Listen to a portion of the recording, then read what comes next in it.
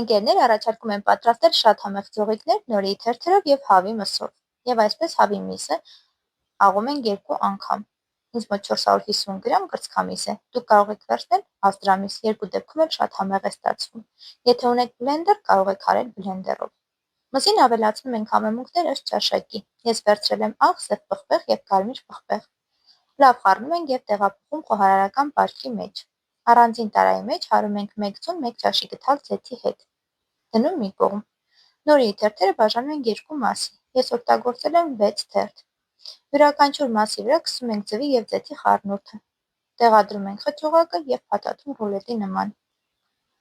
Որից հետո ռուլետների վրա քսում ենք ձվի և ձեթի խառնուրդը, վրան լցնում քունջուտ և կտրատում բաժանելով 4 մասի։ Այդ նպատակով ես օգտագործում եմ մկրատ, այդպես շատ հարմար է լինում։ Որից հետո տեղափոխում ենք 200 աստիճան հացված ջեռոց կամ աերոգրիլ, մոտավորապես 15-20 րոպե։ Որից հետո կարող ենք մատուցել սիրելի սոուսի հետ։ Շատ համեղ է, փորձեք։ Բարի ախորժակ։